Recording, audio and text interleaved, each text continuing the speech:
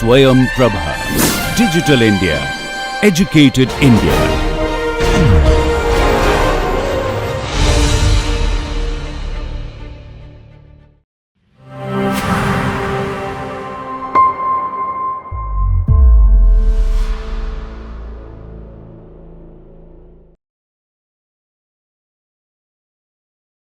Okay, so welcome back everyone, and in this module we were discussing this two body problem where the first body was allowed to move on the rail and the second body is uh, uh, allowed to have an angular motion, rotation as well.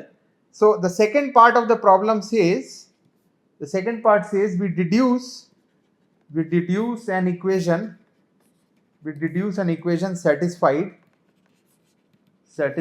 by theta alone, right? And find the speeds of P1 and P2 when the strings become vertical. When the strings are vertical. Okay? Vertical.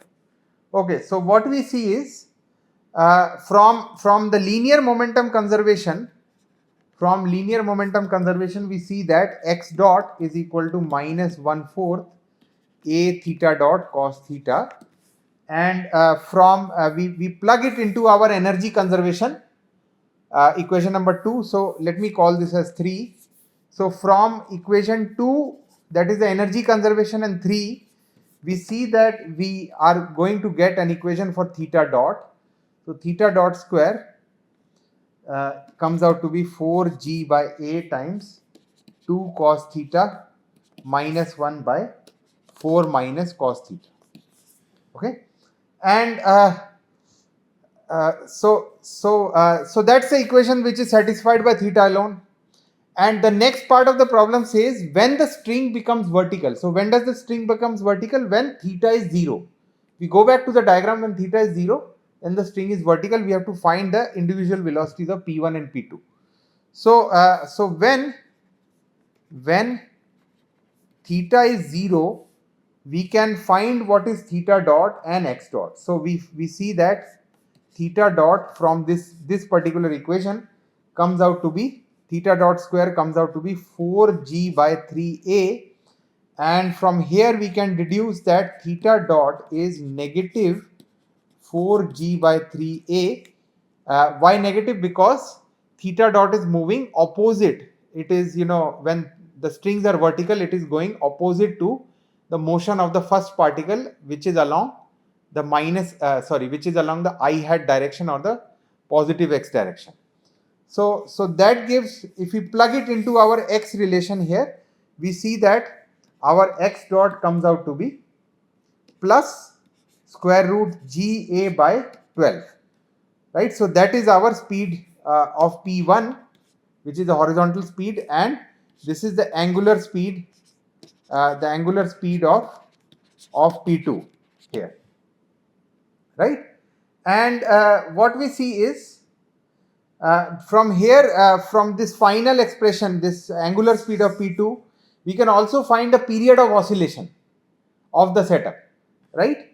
So the third part of the problem says find the period of oscillation of the system. So how to do that? Now if we go back and look at the equation of motion given by theta dot, here theta dot square was this following expression here, and we expect that when we take a square root, we expect the content inside the square root to be positive, where theta dot, the numerator has to be, the denominator is not a problem, the numerator has to always be positive or non-negative, and so which means that theta should vary between minus pi by 3 to plus pi by 3 for the numerator to be positive. So what we get is the following. So for theta dot square to be non-negative, we expect that theta should vary between minus 60 degrees to plus 60 degrees such that the numerator is positive. So 2 cos theta minus 1 is positive. And from here we can deduce, so this is our range which we need to integrate our theta equation. So from there we see that our time period tau comes out to be integral from minus, this is from expression number, let me call this as expression number star. So from star we see that tau is from pi by minus pi by 3 to plus pi by 3. So this is going to be 2 by theta dot d theta. We can replace the expression from star, and we see that this is equal to roughly equal to 6.23 times square root a by g, right? Okay. So then so that completes the final part of the problem. So then we have to we want to shift our attention and look at the modeling of bodies, rigid bodies this time. Okay, so from a particle setup, we are now slowly shifting our attention to rigid body setup, right? So modeling of bodies by particles. Modeling of bodies by particles. So this question is, when can a large body such as Earth and spacecraft, right? So we are talking with regards to the astronomy, motion, examples in astronomy. So they can be modeled as a particle, right? So when can a large body be modeled as a particle? And the answer lies to the fact that when the distances covered by these large bodies are significantly large compared to their own dimension. For example, the orbit that the Earth covers around the Sun is of a significantly large value than, let's say, the radius of the Earth. So in that case, in the orbital motion of the Earth around the Sun, we can treat Earth as a point object, right? So let me write this statement. So the answer to this question is that when the size of the body is small compared with its solar orbit, right? So example, we, as I just saw, gave, the radius of the Earth versus the orbital motion of the Earth around the solar system. So then we need to find, so then when we talk about these bodies as point objects, we typically talk about the center of mass of these point objects. So the center of mass, right? So the center of mass, of course, then the moment we talk about center of mass, we have come down to the description of a point object for these bodies, right? And the motion is identical to that of the entire body for the center of mass. So the center of mass of a system moves as if it were a particle of mass, which is the total mass of the entire body, and all external forces are acting upon it, right? So forces acted upon it. Okay, so that's the setup here. So then the issue is, not only we have to worry about when we talk about the motion of these large objects, right? These not only the motion of the center of mass is relevant, but also what happens to the motion of the body around the center of mass. For example, if we treat Earth as a point object, when we are looking at the motion of the Earth around the Sun, Earth is also rotating about its own axis. So there is that additional rotational motion we have to worry about, right? So so let me write this issue. So the external force, so the external force acting on the system, the external force acting on the system does not solely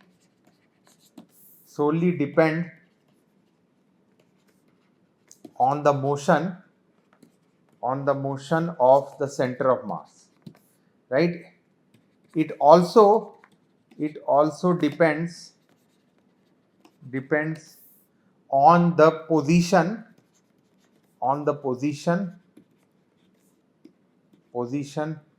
of individual particles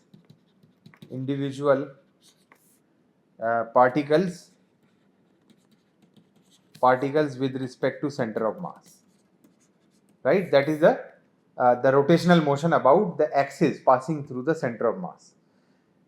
So for example, we have just seen the case of the earth. So then I can talk about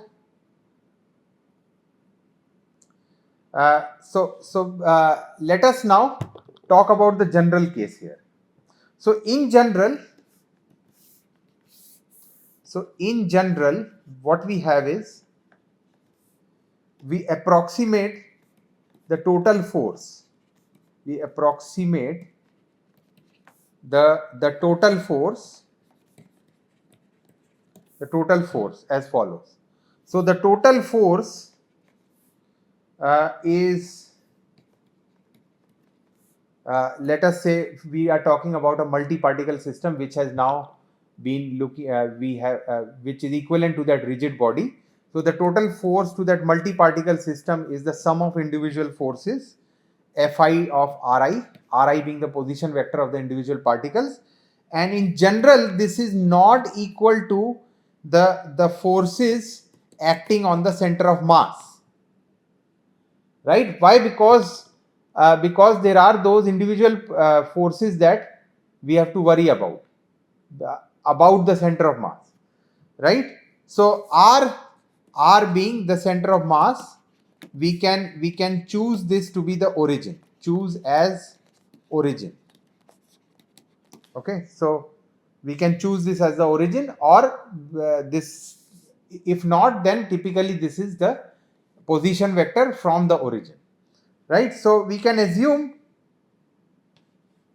so what we assume is, we assume that typically that these forces Fi of Ri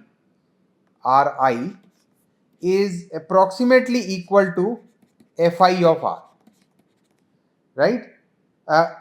Provided, so what we are doing is, in our description of this point object for this rigid body, we are making this small approximation that the forces acting on the set of all these system of particles which are together making up this rigid body is the net force acting on the center of mass. And this is possible provided this this relative forces are small about the center of mass. So this is possible when this ratio Fi of Ri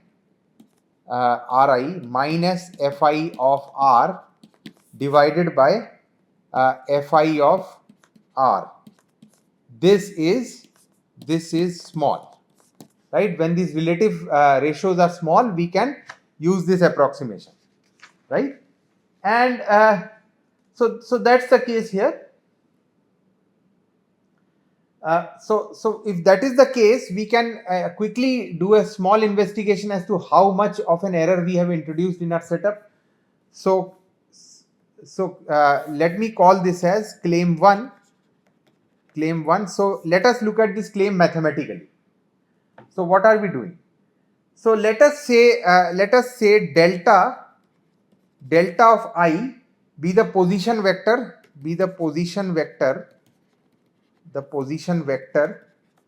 of the particle Pi one of the particle pi relative to the center of mass, relative to the center of mass of the rigid body. If that is the case, then Fi of r plus delta I, so that is my small ri, r plus delta I minus Fi of r, this is going to be d of Fi ds s at r, and this is times delta of I plus the order. We can write everything in this error form, order delta I square. So these are higher order terms, and we have just used the Taylor series approximation here around the center of mass. So since we have used, so this condition that we have written, this approximation condition is nothing but df ds, the value at s equal to r divided by fi at r, and this value is much less than 1, right? So that is the case here. This is much less than 1, and so this is we call this value as delta. So provided delta is much less than 1, we see that if we see that for all I, we get the relation that delta comes out to be much less than Fi of r divided by, let's take the maximum of these approximations, the maximum of df ds evaluated at r equal to r bar, right? The maximum value. Okay. So the max refers to the maximum over all possible arrangements of the particles, right? And we call this as the radius of this maximum distance as the radius, right? So sorry, not this maximum distance, we call this delta as the radius of the particle from the center of mass of the particle I under consideration from the center of mass, right? And the physical meaning of this condition, that the condition that we have written, let me call this condition as double star. So the physical meaning of this condition double star is that the system radius is required to be small. Notice, so what is this double star? It is giving us the value of delta. Delta we have defined is to be the radius of these particles I with respect to the center of mass. And again, when does this approximation holds true? We saw that this holds true when delta is small, right? So the physical meaning of this, all these analysis is that when the dimension of the object, the dimension being in this case being the delta, is small compared to the forces which are the order of the forces which are acting on the center of mass of the object, then we can neglect these small contribution of the forces about the center of mass, these Fi of Ri, right, Fi of R, right? So the physical implication is, let me write what I just said. The system radius is small compared with a length scale over which any of the force fields vary. Okay. So we saw again our example that we have in mind is that of the gravitational example. Let us quickly see that example before we wrap up. The example is, we consider the gravitational the gravitational attraction of a mass m naught. So let's separate our discussion here. Gravitational attraction of our mass m naught, which is fixed at origin. Fixed at origin. Let us keep the origin at let us keep our discussion with respect to some fixed frame with an origin where this m naught is fixed. So in this field, what we see is the particle pi of the system will move as follows. Will move under the following force field. Under the force field Fi of r being minus mi m times delta times g. Well, hold on. So there is an error here. So m naught, mi times m naught times g divided by ri square, and this is acting along the radial direction. We put a minus sign because this is an attractive force, gravitational attraction. And then what we see is that this double star condition that we found, the double star condition is going to give us, so double star condition gives us that delta is much smaller than r by 2, where r by 2 is of course it is less than r, and r being is related to the size of the body, right? So the order of the relative forces are smaller compared to the size of the body, and then in that case our center of mass approximation holds, right? So hence in this case, we can very peacefully write the gravitational force of attraction. Gravitational force is nicely approximated